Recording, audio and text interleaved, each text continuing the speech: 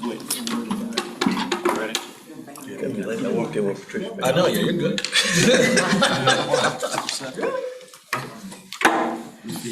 Yes, Rob.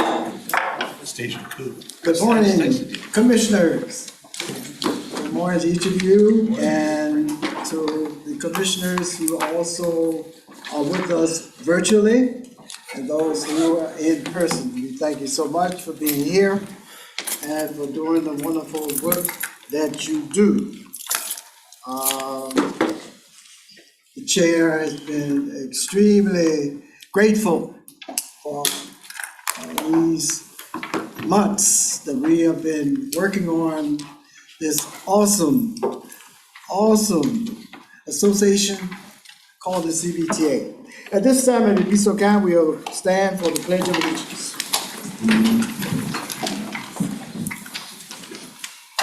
I pledge allegiance to the flag of the United States of America and to the republic for which it stands, one nation, under God, indivisible, with liberty and justice for all.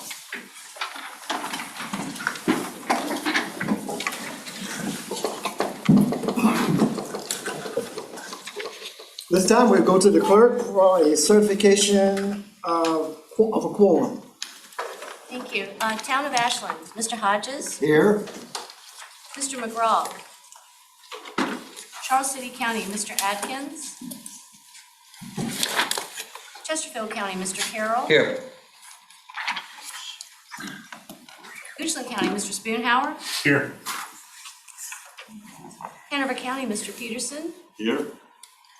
Mr. Davis. Henrico County, Chair Thornton. Here. Ms. O'Bannon. New Kent County, Ms. Page. Present. Powhatan County, Mr. Byerly. Mr. McClung. Here. City of Richmond, Mayor Stoney. Here. Dr. Newbill. Virginia House of Delegates, Delegate McQuinn. Senate of Virginia, Senator McClellan. Commonwealth Transportation Board, Mr. Brown. DRPT, Mr. Brule. Ms. Dubinsky. Here. Thank you. VDOT, Mr. Bridge. Mr. Mann. Here. Mr. Riblett. Here. Virginia Port Authority, Mr. Edwards. Ms. Vick. Ms. Nelson. Here. Thank you. GRTC, Ms. Tim. Here. Thank you. And Ms. Adams. Here. And RMTA, Ms. Dean. Thank you, Mr. Chair. That concludes the roll call for attendance, and we do have a quorum. Thank you, Madam Clerk. All right, so we have a quorum here. Okay. Opening statement for the virtual participation. I think we're familiar with that, Mr. Parsons. Yes, sir. For members of the public who are watching along, I would like to share the methods that we've identified for participation throughout the meeting. There is a Q&A button at the bottom of the window for those familiar with the Zoom platform and those not familiar. We ask that you use the Q&A function to submit questions as members of the public attendees to that'll get the attention of staff so that we can make sure that those questions are addressed as the meeting proceeds.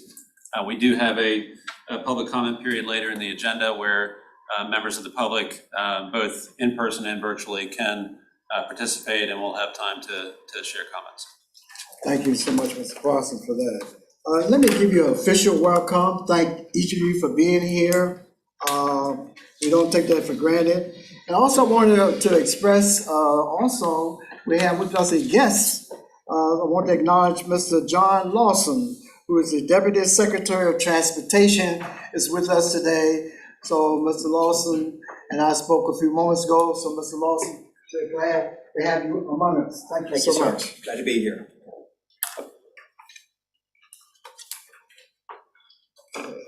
All right, now we go to consideration of amendments to the agenda. Are there any? Mr. Chair, I believe Ms. Tim is virtual and does have a request. Okay, Thank you, Mr. Chair. If you'll recall, at the April 29th meeting of Cbta, on the agenda, we had an item for the GRTC FY23 Regional Public Transportation Plan for consideration and proposed adoption. We were not able to move on that because of a quorum issue that we had towards the end of that meeting, and request that it be added to today's agenda under other business. okay, okay, we vote. I'll second that, Mr. Chairman. The motion has been made, probably second. Okay, any questions, anyone, any discussion? Okay, all those in favor? Aye. Aye. Okay, all those opposed? With this, you better. This is what your request is to be put under item C. Let's see. Okay. Okay, so it looks as if this will be addressed under item C. Yeah, on item C there. Okay, Ms. Tim, just want you to know that. All right. Any other questions for the consideration of the agenda? Okay, now we go to item 2, approval of April the 29th, 2022 Cvta minutes. Mr. Chair, point of order, please. Okay, Mr. Vice Chair, okay, So before we vote on the minutes, I want to talk about a couple things real quick. So at the last meeting on April the 29th, and as reflected in the amended minutes, there were several votes relating to the transportation package that had been presented out of the Finance Committee. And then one of our members had to leave, which put us in the quorum situation that we did. That's why we couldn't take up Ms. Tim's agenda item, which has just been added to this agenda. And Patricia O'Bannon, who was there that day representing Henrico, made a motion to approve the transportation package as presented by the Finance Committee. And there was a pretty healthy debate about the motion. And in the end, Henrico, Chesterfield, and Richmond voted in favor. And really everybody else who voted no, I think voted no, mainly because they wanted to make sure that the debate on how to proceed forward with the Cvta support on the 64 widening project would happen, would be ensured. And so initially in staff's initial appraisal to us based on the voting tool in the meeting was that the motion had failed. And then later on, I think everybody should be aware that after a review of the statute, the language in the statute, the interpretation was that because Henrico, Richmond, and Chesterfield did vote in the affirmative, they represent 4/5 of the population and the vote did carry. That being said, a conversation did take place since then, certainly with the secretary, certainly at the regional meeting that we just held. A presentation was done which shows a path forward, a really good path forward to actually widen 64. And as the members will see later on, and some may have already watched in the Finance Committee, we also had a debate and we're ready to move forward with a proposal today of a recommendation coming out of this body of up to $100 million towards the 64 widening project. So, Mr. Chair, what I really believe is the intent of everyone was for that to happen, for us to collectively work together to find a solution to Ms. Patricia Page's passion, which is to get 64 wide. Yes. Right? And I really don't think that anybody wanted to vote against the transportation package. I think and so, Mr. Chair, what I would like to do, and one of the other things I think is really important to talk about here is that since the Cvta has been created, almost, and I would say 99.9% of the votes that have been taken by this body have been unanimous votes. And so this was kind of a one-time situation that occurred with this vote. And certainly if the legislature deems necessary later, they can certainly change language in the legislation to perhaps make our votes different. But what I would like to do, Mr. Chair, as voting on the prevailing side, I think under Robert's Rules of Order, we have an opportunity here, if I make a motion of reconsideration on that vote, to open it back up for the rest of the board to really, I think, vote the way they wanted to, which is to vote for the transportation package that all of us have collectively worked on for the last 2 years that put us to where we were at the last meeting. And so, Mr. Chair, I would make that as a motion of reconsideration as a member that voted on the prevailing side, for that vote to come back up for reconsideration. And then later on in the meeting, we'll have another vote opportunity, which will be to approve monies for 64. And that would be my motion, Mr. Chair. Mr. Chairman, I second that. Okay, any discussion? Mr. Chair, I appreciate what Mr. Carroll's attempting to do. The motion in front of the body is to approve these minutes. How does this motion affect the approval? We have approval in the second. You don't have approval in the second of the minutes?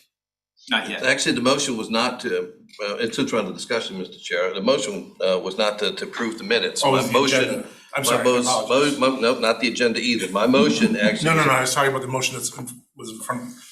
I misspoke. I thought we had a motion to approve the minutes. No, sir. It was for the addition of the agenda item. No, So sir. this is completely different. It was completely different. Thank you. Yes. The motion on to approve the agenda, I believe, was seconded and the agenda was approved as amended. The agenda, yes. I believe. Okay. I thought we had moved on to the passing of the minutes. And then Mr. Carroll had another one.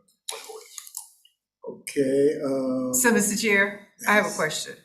So the motion that is on the floor now, is that the motion for the original package, not including the I-64 widening, or? That's gonna be a separate motion later. It's just a motion and reconsideration on the vote that we took at the last meeting. Okay. okay, other discussion? Okay, let's take a vote on this. Mr. Hodges, Aye. Mr. Carroll, Aye. Mr. Spoonhour, Aye. Mr. Peterson, Aye. Chair Thornton, Aye. Ms. Page, Aye. Mr. McClung, Aye. and Mayor Stoney. Aye. Thank you, the motion carries. Okay. And I think, Mr. Chair, it's also appropriate to, I guess I should have included this in my motion to include the approval of the project list as submitted. And then when we get further down, I hope we'll be fighting on who's gonna make the motion for the money for 64. But my motion that I would say is to approve the project list as submitted, which I omitted from that. So if that's okay. Okay, any commissioners, any questions on this? Know where we are, okay? All right, Second. okay, all right. All those in favor? I think Aye. we'll do the certified. I think we roll. Okay, roll call, please. Mr. Hodges, Aye. Mr. Carroll, Aye. Mr. Spoonhour, Aye. Mr. Peterson, Aye. Mr. Thornton, Aye. Ms. Page, Aye. So we will do it. Mr. McClung, Aye. Mayor Stoney. Aye. Thank you, that motion carries.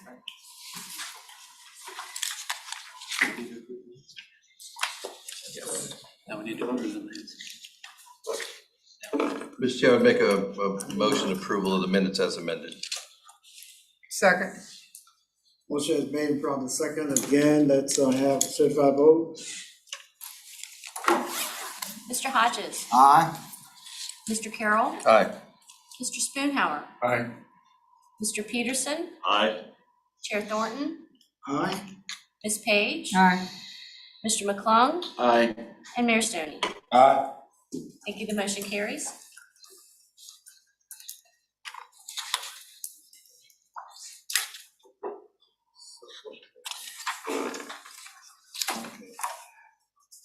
Commissioners, now we move to the open public comment period.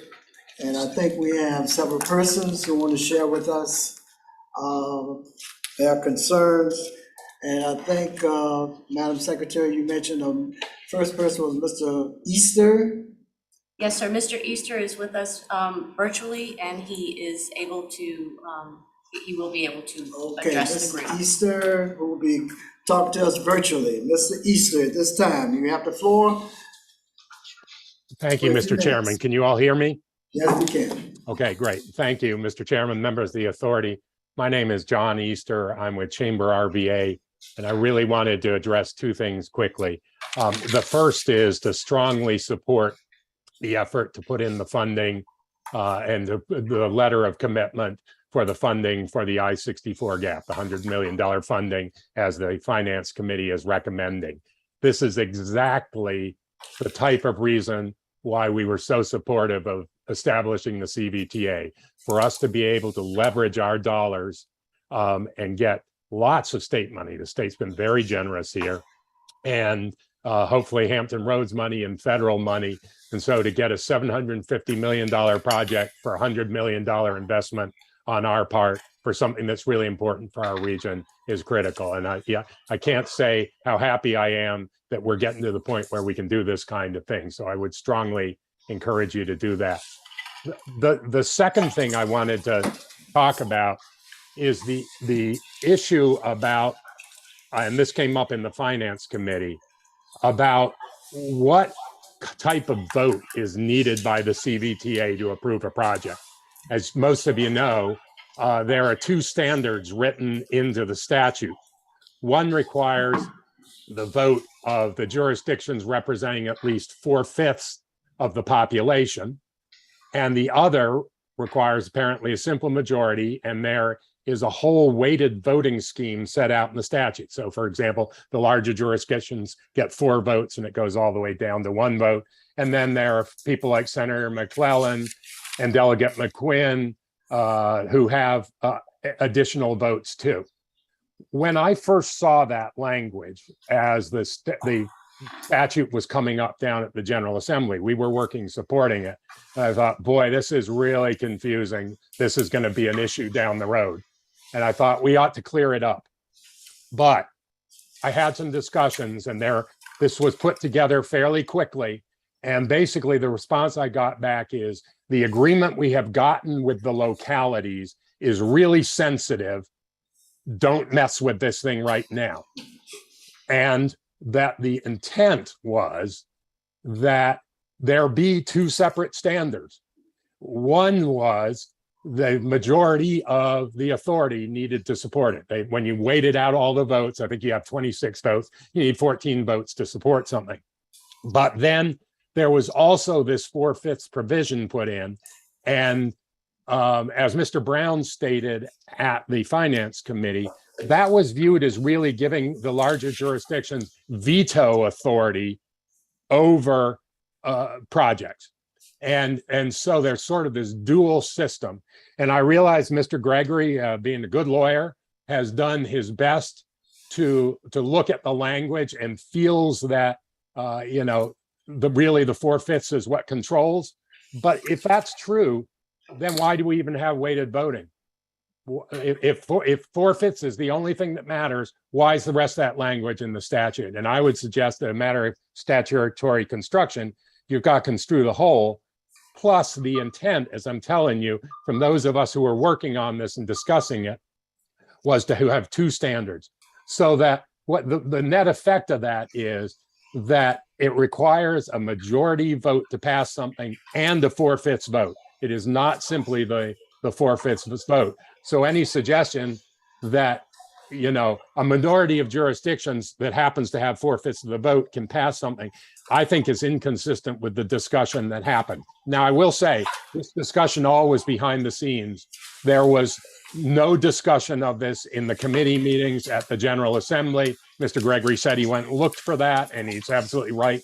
That didn't come up. But behind the scenes, I think that was the intent, and was to give the majority of your jurisdictions on the weighted voting system the ability to pass something with some veto authority from the larger jurisdictions. So since I was actively involved in that, I just wanted to share my perspective on that. Even if you are able to accomplish what you want today, at some point, you're going to have to address this issue, or we're going to have to get that language cleaned up by the General Assembly. So I'm sorry I've gone quite on so long, but I hope that historical background might be useful. Thank you, Mr. Easter, for your comments. Okay, I think we have a second person, and would you please give us your name and address? Be helpful. Sure. So my name is Christian Schick, and I am a resident of Richmond. Is that a sufficient introduction? So I'm representing both myself as well as I have a disabled brother, Marine Corps veteran, who in every way is able-bodied, has a job. He just can't drive. And I'm new to paying attention to what Cvta does, as well as what my local transportation companies do, or departments do. But I did want to bring up just one concern that I have with the way in which things are presented, the language that is used. I don't disapprove of any particular project, but I will address the I-64 widening project. That seems to be top of mind. My biggest concern is just that when we use phrases like I-64 widening project represents all of us, we leave out the people who stand to benefit from a better transportation system rather than just a car-only transportation system. No road project that benefits drivers exclusively represents all of us. It doesn't represent the disabled or the elderly who can't drive. It doesn't represent the lowest rungs of the income ladder for whom car buying and gas is either a bad financial choice or something they just can't afford. It doesn't represent children under 16 whose transportation needs by default become the needs of their parents. Statistically, 30% of Virginians fall in the category of one of these three categories. When we maintain this status quo of car transportation as being the definition of transportation, and we work to try to improve car transportation as though it is an improvement in transportation, we leave these people out of the equation. And then secondly, as a follow-up to that, the problem I have with the I-64 project is not that it goes forward and not that it will benefit the region in a lot of economic ways, but just the ways in which we overstate the benefits of it. The scientific research is clear that adding more lanes does not improve congestion. It just moves things to a different point on the demand curve where they reach a different equilibrium. The relationship between congestion and the amount of people we're able to move through a region is just kind of shifted over. But the public doesn't know that. The public doesn't quite understand or grasp that. And so when we overstate the value of certain projects as being able to solve congestion, we misrepresent the project, and we don't lay a good foundation for a transportation system that could shift to other less discriminatory modes of transportation as being priority. And if the scientific research is not enough, between 1993 and 2017, Richmond added 105% more lane miles. During that same time frame, population grew by 45%, and despite growing at a faster rate than population growth, despite the lane miles improving at a faster rate, congestion grew by 203%. And once again, just to summarize my points, it's not that I-64 widening project is a bad project. It's just that when we talk about it in a certain way, we're not setting a good foundation for other forms of transportation that could be improved upon that could also accomplish these same effects. Thank you. Thank you again. We appreciate your coming in and giving your comments. Are there other persons? I think that's it. I don't believe we have any. Okay, all right, so we'll bring the public comment period to a close. Let's go now to the Cbta chairman's report, which is rather brief. Many of you will recall, we had a joint meeting of the three fantastic association groups there, right? Plan RVA, RRPTO, and Cvta, in which the joint meeting, we kind of discussed rationale and what we were all about, what each group was doing, how that related to District 15. And we also had a guest speaker there, And this was Secretary Miller who addressed the group and talked about initiatives that we are discussing today and probably will discuss in the future. So I thought that that was a good meeting. I want to thank our colleagues from Chesterfield who allowed us to use that VDOT facility, I believe. And that might be something that, future chairpersons want to take a look at and look at that as looking at it annually. But that's something that that group could take a look at. Anything else I need to mention on that? I think that's it. Okay. All right.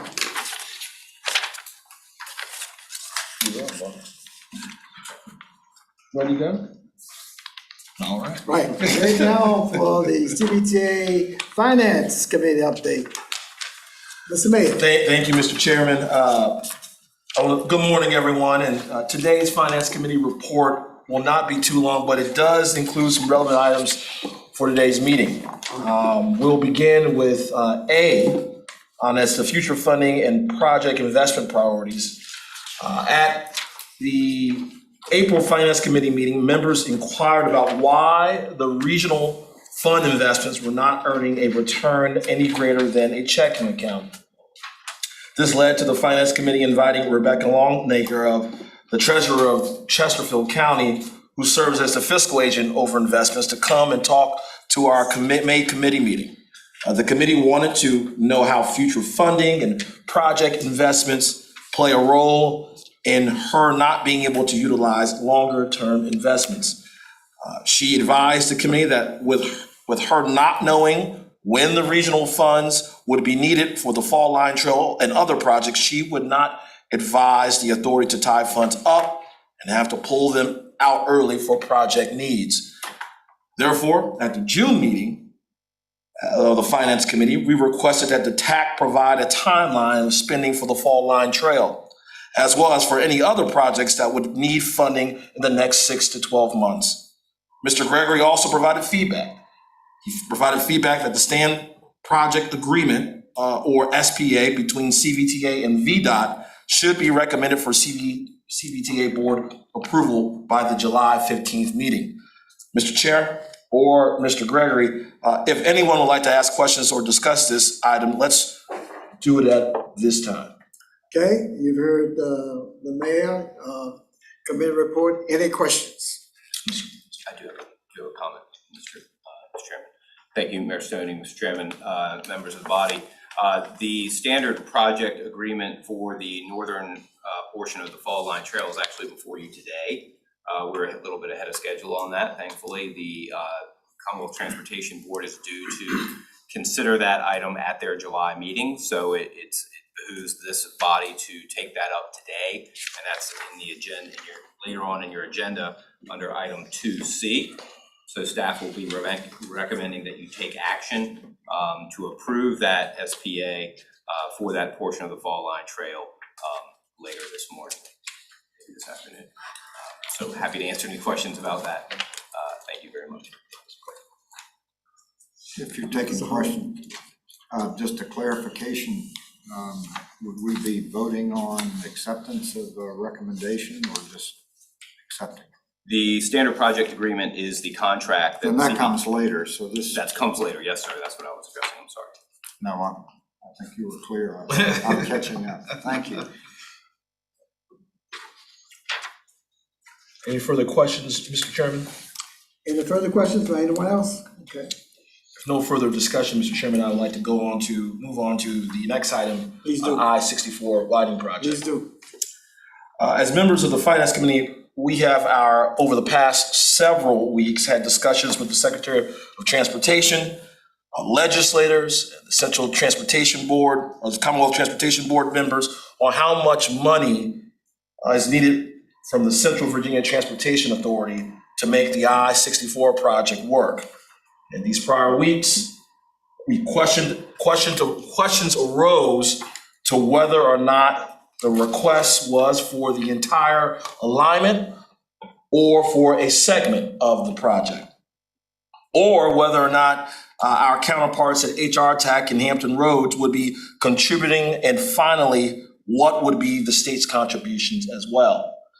Well, today's meeting is important because we have before you a recommendation draft letter showing recommended support for up to $100 million of CVTA funds towards the widening of Interstate 64. Now, the current breakdown of funds in the state's budget for FY23 and FY24 commits $320 million for I-64, that's for exits 205 through 234, with an additional $150 million pledged for a future year, assuming that state revenues come in as projected. This means that the total $750 million I-64 widening project has up to $470 million in state funds. Another $150 million in IIJA federal grant funds are being requested, which leaves a gap of $180 million. Therefore, the ask of the CVTA is to fund $100 million towards this project. Mr. Chair, this is an action item, and after any discussion that we may have. We do have a draft letter for consideration by the body. It has been passed out. There have been a number of iterations of this with input from Finance Committee members. It basically summarizes the points that the mayor just reviewed. Talks about the importance of the project to the region. It graphically illustrates expected contributions from other sources to this project. The instrument of the letter is to show the CBTA's commitment to the contribution it is willing to make to the overall cost of the project, and joining with other partners to make this piece of infrastructure a reality. We do also bold in this letter a request from the CBTA to consider this project as it prepares priorities of the Commonwealth Transportation Board. We heard loud and clear from the Finance Committee that was an important piece of the recommendation to make. And we do have Deputy Secretary Lawson, if there are other questions directly for Vito. Mr. Chairman, if Deputy Secretary Lawson wants to say anything about this project, its significance, and the state's position on this, I welcome his comments. Mr. Lawson, please. Thank you. Very, very glad to be here. Very glad to hear that the authority is so seriously looking into this project and providing support for it. I don't want to sound like a broken record, but this is an amazing opportunity that we now have before us. For the General Assembly to come forward and with the level of support that they are bringing is just kind of unprecedented. And we have the opportunity, and as the mayor mentioned, we have submitted a grant to Federal Highway or USDOT for $150 million. We're hopeful that it will be successful. It has full support from our federal delegation, which obviously is significantly helpful. All the support letters that we can get from our partners, you, for example, will be helpful as that application is being considered. I think the project, its merits, go without saying. They've been reiterated over and over. Over the years, as Secretary Miller was saying, I remember when there was really a gap. There was no interstate connecting Hampton Roads and Richmond. And as it came together, we start to see the economy of the Commonwealth flourish. And what we're seeing now is that, things have changed, got a lot more traffic than we had 50 years ago. And, there's been efforts to start to bring Hampton Roads and Richmond together, kind of creating a mega region, which, as we called it, the opportunity connector in our grant application. When combined, Hampton Roads and Richmond, you've got the region is the 17th largest in the country. So it really creates a huge economic engine. And we're connecting Richmond to the port, so it's not just people that we're moving, it's goods that we're moving. It creates the opportunity for companies like Lego, to flourish in the Commonwealth, get back and forth between Richmond and the port. And obviously from Richmond, you have access to the entire rest of the country from the interstate system. So I think it is a tremendous opportunity to bring things together. I'm fortunate or unfortunate, however you care to look at it, to live east of Richmond. And tonight, when I leave here to go home, I know what's going to happen when I get to Bottoms Bridge. Me too. It's amazing. It just it comes together. So it really will be an opportunity, I think, to help showcase Virginia. It will relieving the congestion between Richmond and Hampton Roads. I think will not only help business economy, it will help tourism. I mean, if you're in Richmond and thinking about going to the beach, or vice versa, and think, well, I'm not sure traffic is going to cooperate. I'm not going to track today. Versus, it's an easy run between here and there. I'm going to go do it. So I think it's going to have a big benefits there as well. And of course, I can go on and on about all the businesses it's connecting, all the educational institutions that it helps connect. This is just a tremendous project to be able to close this 29-mile gap between Richmond and Hampton Roads. And the Commonwealth is so thankful that the General Assembly has stepped up, and we're really looking forward to the federal government to step in. Thankful that you are considering providing some support. And once their partners have all come together and stepped up to the table, then the CTB will have to do the same. They're going to have to come to the table, and no pun intended, but they're going to have to fill the funding gap that may remain once all the other partners have stepped in. So again, thank you very much for having me and considering this project. Thank you, Mr. Lawson. Any other questions to Mr. Lawson, anyone? Now, we thank you so much for taking the time and representing the Secretary to be with us. Thank you. Thank you. All right, Mr. Chairman, I do believe we have a recommendation before the authority, but also do we need a motion to approve the letter as drafted? Yes, sir. We Mr. appreciate Chairman. that. Before we bring this up, I did want to see were there any questions from anyone. Okay. Mr. Chair, Mr. Chair, as a point of note, in the Finance Committee, we also had our financial advisor, PFM, advise us that this was absolutely doable either through PAYGO or through bonding, that we would have the capacity to do this. And I think it's important for the rest of the members to know that they made that presentation to us in finance. Okay, be so advised, commissioners. Ms. Page, Page? you have a motion to make? I do have a motion to make, and before I make my motion, I would thank Mr. Larson for his comments, as well as I heard the comments during our public comment period. However, I think this would be an awesome opportunity for Central Virginia Transportation Authority to show that we are good stewards of our taxpayers' money, because we would be supporting a $760 million project with a commitment of $100 million.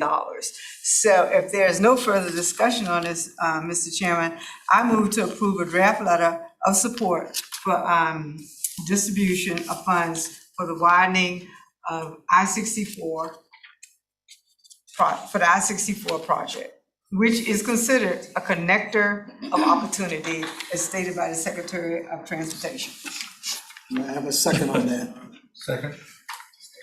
Motion has made, proper second. Should we go to certified? Yes, sir. Let's have a certified vote on this. You. Mr. Hodges. Aye. Mr. Carroll. Aye. Mr. Spoonhour. Aye. Mr. Peterson. Aye. Chair Thornton. Aye. Ms. Page. Aye. Mr. McClung. Aye. And Mayor Stoney. Aye. Mr. Chairman, before I close my report, I just wanted to just just provide a few comments. I would like to say that during my 2 terms as Finance Committee Chair, we have seen enormous growth in the Central Virginia Transportation Authority. I can only hope that my views and input on the authority's financial management and oversight have had a positive impact and laid a foundation for years and years to come. I would also like to thank all the inaugural Finance Committee members, Mr. Brown, Mr. Peterson, Mr. Thornton, Mr. Carroll, as well. These individuals have helped play an integral part in some of the important advances that the authority has made in its infancy, and I thank them for their service. It has been some behind-the-scenes work of our staff, whether our staff here at Plan RVA, or those on our financial management team as well, and also our municipal finance directors too, who've all played a role to getting us on a good foundation for years and years to come. And is what we request of those who follow us in our offices. The same request is for those who follow us in these seats on the Finance Committee, is that once we have a new chair, and a new set of officers, that we hand the baton to the next team and they run as quickly as possible on smooth ground. Mr. Chairman, that concludes my report. Thank you, Mr. Mayor.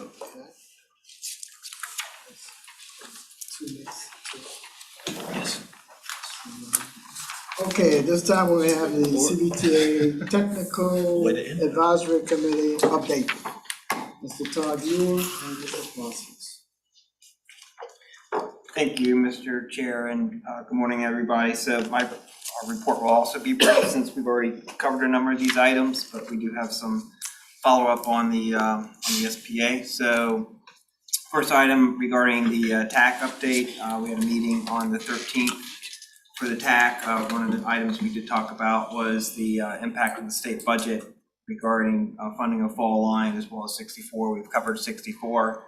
Regarding fall line funding coming out of the state budget, as we sit here today, we still don't know what those numbers look like, but we do know there is some funding still in the budget for funding regional trails, including the fall line. So we'll continue to monitor that. Regarding the fall line working group update, we had a meeting on the 1st. We did talk about the standard project agreement, which is an action item for you this morning. Before we move into that, I will tell you that we're now focusing on the standard project agreement, or SPA, between the localities and the Cbta. So as the regional funding does go to the localities for the 30 projects that were funded, based on the motion today, we'll have an agreement in place for a distribution of those funds on a reimbursement basis. So those will be reviewed through the TAC, as well as by the local attorneys, as well as Eric and the Cbta staff. So I would anticipate that will be coming to this group within the next month or two for consideration for approval as well. Otherwise, that's my report. Unless there's any questions, I'll turn it over to Chet for the action item. Thank you very much. I'll defer to Mr. Gregory. Okay. But we do have as mentioned earlier on page 40 in the agenda, the standard VDOT Cbta standard project agreement is included for action. And the motion here is to adopt the resolution to approve the standard project agreement for funding administration between the Cbta and VDOT for portions of the Fall Line Trail project as presented. And the portion in detail is the north section from the southern terminus of the existing line in Ashland to just over the Chickahominy River into Henrico County. So that is the first slated project up for consideration. And Mr. Mann is here to provide additional information as needed. There is a second project, as we've discussed, I believe, to look at the southern end of the Cbta study area through Virginia State and the Appomattox Survey, the area in the southern terminus of the study area. And that's expected to be started first of the next calendar year. Mr. Mann, would you like to share more additional information? I think Chet's covered it pretty well. I'm happy to answer any questions. Okay, any questions from the commissioners before we take a vote? Mr. Hodges? No question, just expressing appreciation for moving this project forward. Okay, all right. All those in favor? Do a certified vote at this time, okay? Mr. Hodges? Aye. Yeah, okay. We need a motion for this and a second. I move approval, Chairman. Motion has been made and probably second. All right. Now we go for the vote. Thank you. Mr. Hodges? Aye. Mr. Carroll? Aye. Mr. Spudenhour? Aye. Mr. Peterson? Aye. Chair Thornton? Aye. Ms. Page? Aye. Mr. McClung? Aye. Mayor Stoney? Aye. Thank you. The motion carries. Now the Cbta staffing update, Mr. Spoonhour and Ms. Page. Thank you. We'd hoped to come to you today telling you that the second round of interviews was done, but when working with candidates nationally, sometimes their transportation systems aren't as good as ours in Central Virginia, so it takes a little time. So we had a great round of interviews yesterday, and then we have another round of our second round interviews next Thursday. So that should complete our wave of second round interviews, and we'll have to report to you at the next meeting. So, Mr. Spoonhour, having said that, can you give us any more definitiveness as to when you think that the date will be when we're there precisely? Well, we are very optimistic that this pool of candidates will, that our executive director is in that pool of candidates, but I don't wanna, so we have our last, hopefully, which are our last interviews next Thursday, we'll be able to say something, but Good, and I like how you phrase it, because, you know, one of the tenets of the Cvta, you know, we don't rush it, we take our time and do it right. So we're really appreciative of that, okay, all right. All right, now we go to Cvta nominating committee report. Mr. Hodges. Thank you, Mr. Chairman, and I'm speaking on behalf of Dr. Newbill and Michael Byerly, who were on the committee. We met several times. It's our charge to recommend the chair and vice chair of the authority for the next fiscal year, as well as two members of the finance committee that are not reappointed. Basically, the city, Chesterfield, and Henrico are automatically reappointed. And the committee, the staff at the request of the committee also asked that there might be some consideration, or we discussed a rotation system, which is similar to what Plan RVA has and the RRTPO, to help encourage participation of the membership in the deliberations of this authority. The committee voted initially to recommend Mr. Carroll, who is the current vice chair, for chair, Mr. Stoney, or Mayor Stoney, the current chair of the finance committee, for vice chair, Carlos Brown and Mr. Peterson, who are current finance committee members, for reappointment. However, when contacted, Mr. Brown indicated that he was nearing the end of his term, did not want to stand in the way of additional participation. So the committee's recommendation in summary is that Mr. Kevin Carroll of Chesterfield County is recommended for chair, Mayor LeVar Stoney, City of Richmond, for vice chair, Mr. Canova Peterson, Hanover County, for finance committee member, and Ms. Patricia Page, New Kent County, for finance committee member. I'll be glad to answer any questions. That is the committee's report. Oh, commissioners, you've heard Mr. Hodges' report. This is for information for you. So are there any questions, statements to Mr. Hodges? If not, Ms. Hodges, I want to thank you so very much. When I did ask you to do that, there was no hesitation. And also for Dr. Newbill and Mr. Byerly. And the chair is extremely appreciative of how well you took that under your aegis, and you are moving on. So thank you so much. Thank you, Mr. Chair. Okay, any other questions on that before we leave it? Now we go to other business. And the first piece we'll pick up will be GRTC for fiscal year 23 Regional Public Transportation Plan. Yes, sir. Ms. Tim is with us. I'd be happy to cede the floor to her to provide the report. Ms. Tim? If I might, we actually have a staff member there, our Chief Development Officer, Adrian Torres, who has led this effort and would give that report, please. She was ready. Good morning. Thank you, Mr. Chair. Just a brief update. We have completed our FY23 Regional Public Transportation Plan. There are 4 items that we are including in it. The continuation of maintenance of service at current service levels, as well as planning to re-implement things that were cut during COVID. Second is to provide 2% match for our capital projects. And then to help support 2 studies. The next one is the FY24 Regional Public Transportation Plan. And we are still underway with the microtransit study, kind of closing out some potential zones that we're looking at, and that will move forward. But in FY23, we would like to continue studying it, looking at an implementation plan to actually go into pilots in FY24.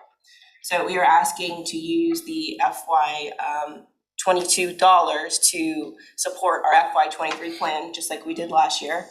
The estimate for FY22 is 27.1 million. Of that, we would need 22 million to support the plan. The additional 5 million we are asking to put into a reserve. The estimate for FY23 is 28.9 for accruals, and that would go into reserve to come back next year to ask for the FY24 plan. Questions? Mr. Chair, maybe I can provide some clarity. This was an action item on the April 29th agenda. We were not able to get to that point due to the quorum issue. So I apologize on behalf of staff. We did not repost that as part of this agenda, but it is included in the April 29th agenda packet. I'm sure just as a refresher, I'd be happy to send out the plan again to the authority members, but today action is requested so that GRTC can continue moving forward with the plans that they have in place. Okay, commissioners, any questions you have on this 22-23 GRTC plan?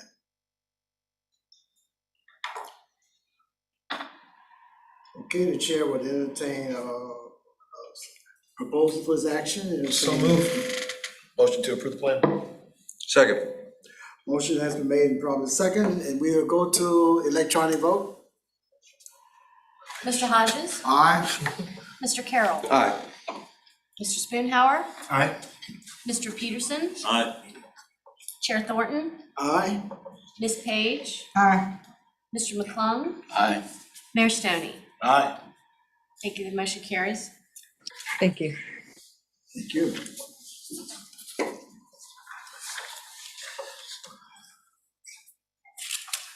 Ladies and gentlemen, commissioners, can you believe that we are talking about the next time we're looking at the 23 schedule? I tell you, time is remarkable.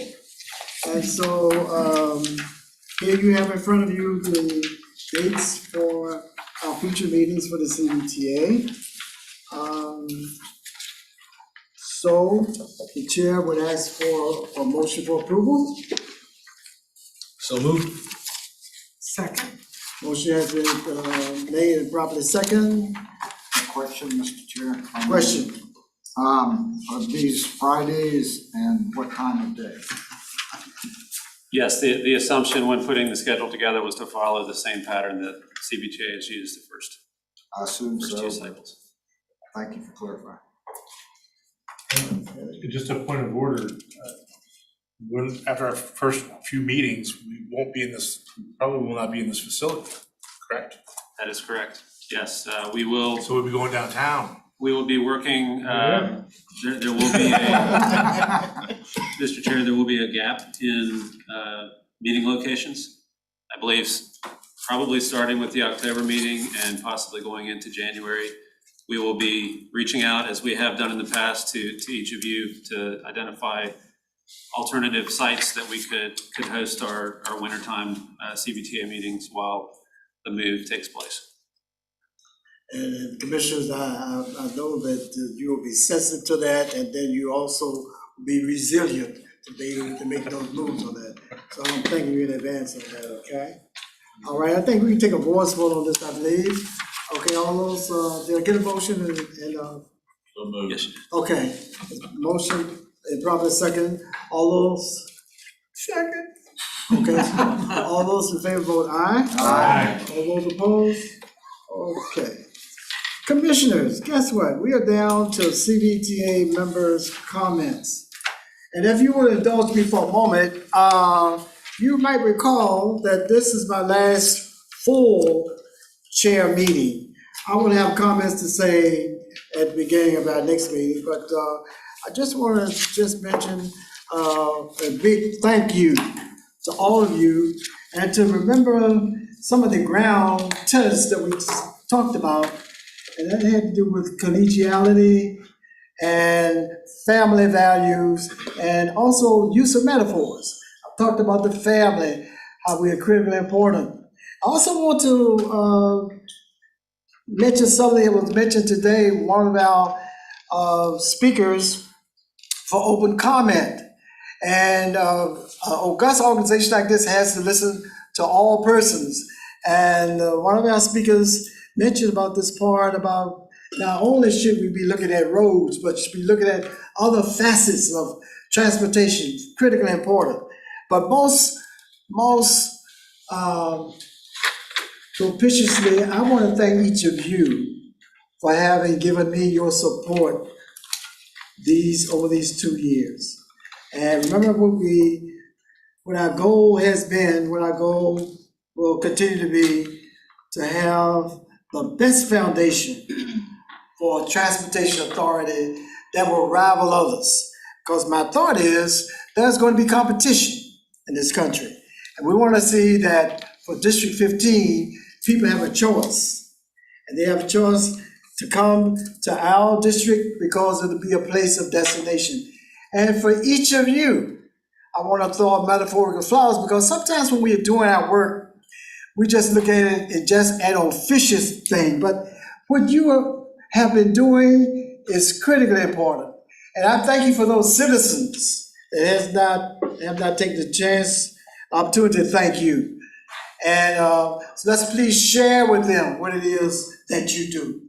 And I just wanted to personally thank each of you for what you do, because that's important to me. And with that, any other comments from any other members? Mr. Chair. I just want to say that I think one of the greatest things, the greatest experiences for the last 2 years was the opportunity to get to know everybody and work together and build relationships, which I think have led to really great regional communication. Probably be better than we've seen in Richmond in a long time. And so it's been that's been the joy for me, being able to serve in this capacity. And then certainly build relationships with staff and staff from other parts of the state. I think that's the true fun part. Mr. Chairman, I'll just add and say that I agree with Mr. Carroll that this is one of our greatest demonstrations of regional cooperation and collaboration that probably the region's seen in a very, very long time. And when you think about the individuals who make up this authority, they come from different localities, some rural, some suburban, some urban. They come from different parties, Democratic and Republican, and different ideologies as well, conservatives and liberals and moderates as well. The ability to come together and actually put the region first above all, to know that, as you said, we're in a competition with other metros across this country, realizes that the idea of what we want to be, and that is a region that works together. There are no mandates for us to do anything like that in Virginia, unlike other places like Charlotte, like Tennessee, like Kentucky. It takes individuals coming together in doing so. And that's exactly what we've done over the course of the last 2 years. And we all should be proud of that. We should all be ambitious and even more audacious about what we would want for this region moving forward. And so, Mr. Chair, you know, I couldn't leave without saying something. So, sir, first of all, would like to thank you for your role as chair of this new authority, to work 2 years and work diligently for and striving for excellence is most appreciated by, I can say, all of our localities throughout our region. And not only you, sir, but all of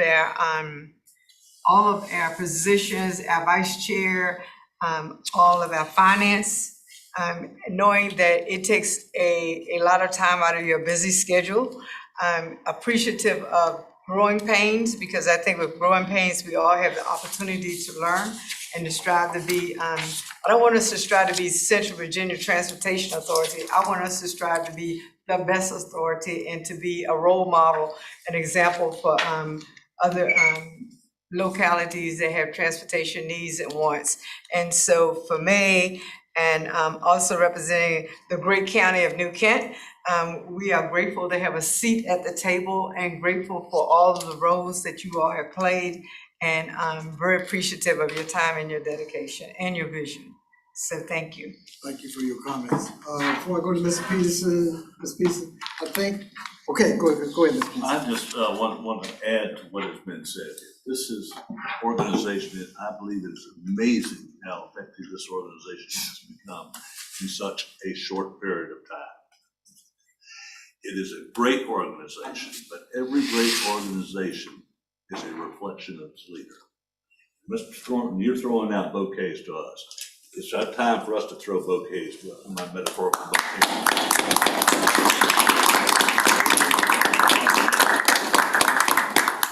Thank you, Ms. Peterson. I think we have Mr. Brown online. Mr. Brown, do you have a comment?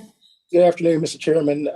I just want to say thank you. I was unable to be there today, but I understand that this body stood up and did the things that you've charged us to do, which is to think audaciously and collaboratively, and that we have worked through some of the challenges that will ultimately be a foundation for growth in this region. So thank you all, and again, apologize for my absence.